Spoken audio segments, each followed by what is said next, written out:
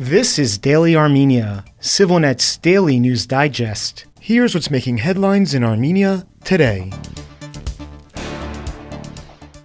Azerbaijan has reacted with outrage against an aide to Russian President Vladimir Putin for likening Russia's war in Ukraine to the decades-long conflict over Nagorno-Karabakh. In an interview with the Russian state-controlled broadcaster RT yesterday, Vladimir Medinsky, head of Russia's delegation in peace talks with Ukraine, warned of global catastrophe if a permanent deal is not reached with Ukraine. If we don't agree on a real peace and just sign some kind of truce, then it will be like that disputed region between Armenia and Azerbaijan, Karabakh. That region would turn into a giant Karabakh, he said. Eventually, Ukraine, together with NATO, will try to take it back, and that will be the end of our planet. That will be a nuclear war. We don't want to have a pretext, a giant Karabakh recognized by nobody over which a nuclear war might break out. His remarks triggered a sharp response from Azerbaijan's foreign ministry, which accused Medinsky of distorting historical facts and misrepresenting the state of the Karabakh region.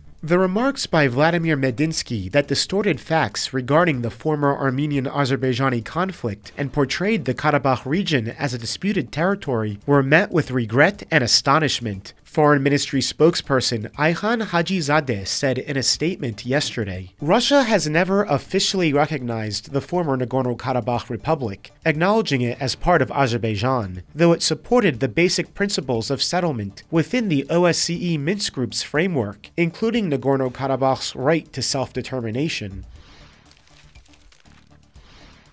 Armenian Prime Minister Nikol Pashinyan continued his campaign to oust the head of the Armenian Apostolic Church, Karekin II, by announcing he would form a coordinating council to organize elections to pick a new Catholicos. As one of you, I appeal to all faithful followers of the Armenian Apostolic Church, Pashinyan wrote. We must take practical steps to free the Catholicosate and organize new elections. The time has come. Yesterday, Pashinyan claimed he has evidence the Catholicos broke his vow of celibacy and has a son, which he said should disqualify Karekin from holding the office. Pashinyan said he would select the first 10 members of the council himself, urging only those who meet strict religious criteria such as daily prayer and having read the entire Bible at least once to apply. The Armenian Church has dismissed the accusations as politically driven, warning that the Prime Minister's rhetoric threatens social unity. Church leaders say the attack is part of a wider effort to undermine the Church's authority, especially after its criticism of the government's handling of the 2020 war. On Saturday, Karekin II received public support from former President Levon Ter-Petrosyan, who condemned Pashinyan's actions as unconstitutional. Pashinyan responded angrily, calling Ter-Petrosyan the founder of election fraud in Armenia.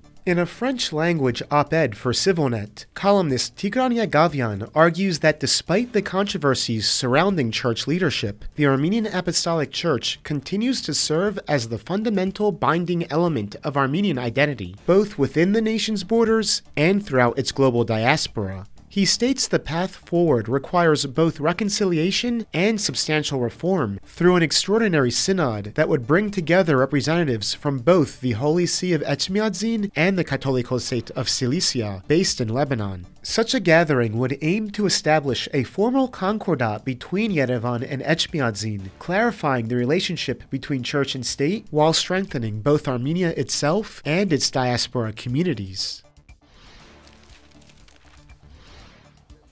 CivilNet brings you a weekly roundup of the main business stories in Armenia. This week we cover 5, from export holdups by Russia and Georgia to a proposed tightening of regulations governing the real estate sector. In addition, the Armenian Stock Exchange has joined a new platform that allows for cross-border trading. We've linked the broadcast in this video's description to keep you up to date. And finally, the CivilNet number of the day is 148.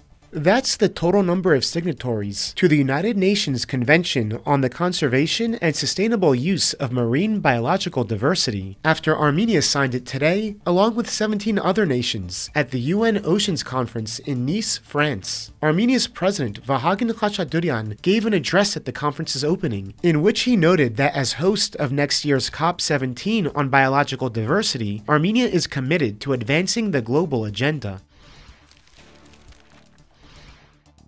And as always, please follow CivilNet for the latest news and independent reporting from our contributors on the ground here in Armenia.